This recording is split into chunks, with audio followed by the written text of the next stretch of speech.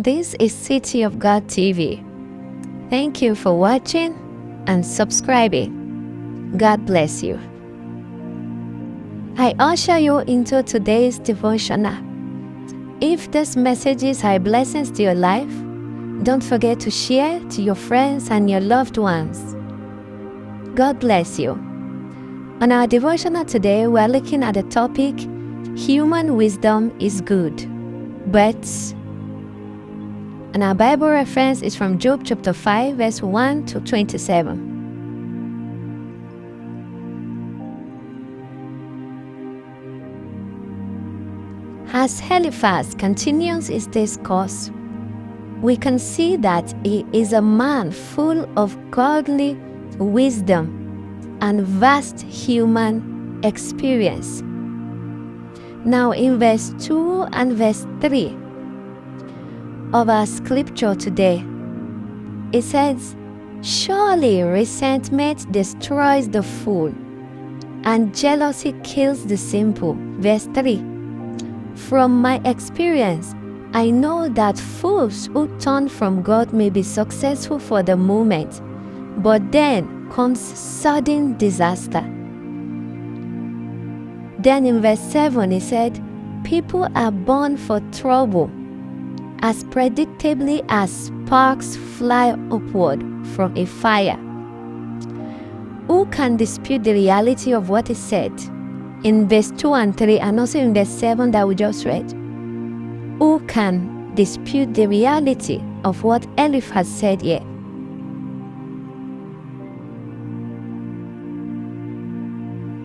Look at how he illustrates the beautiful truth in verse 9. "For he does great works too marvelous to understand. He performs miracles without numbers."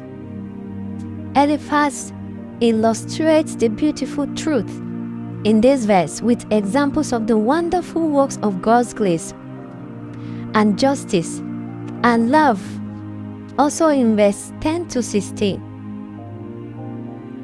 In verse 17, however, he caps it all with a combination of his brilliant, godly insight and his human, misplaced counsel. He said, "But consider the joy of those corrected by God. Do not despise the chastening of the Almighty when you sin.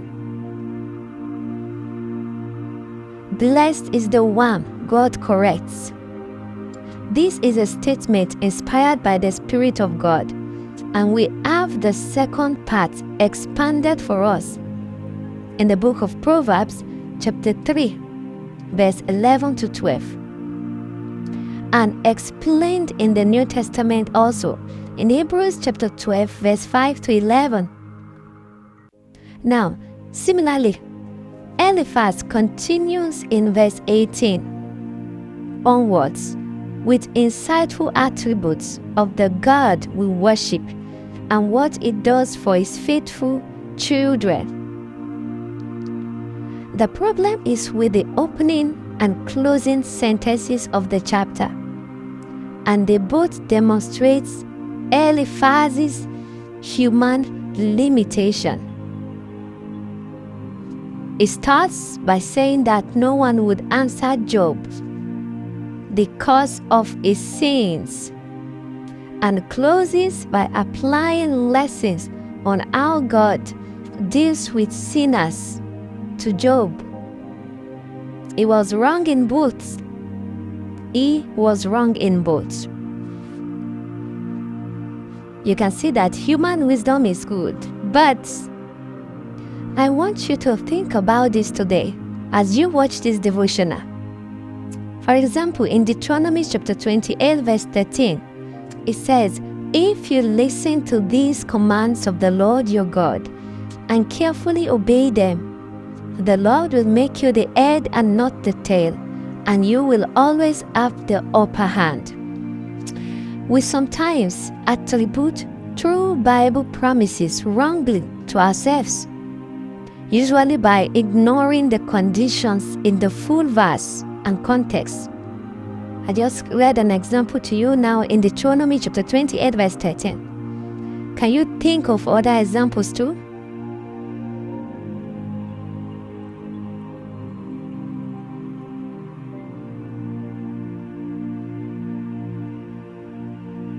Thank you for tuning into today's devotional. Don't forget to like, subscribe, and click the notification bell for daily updates.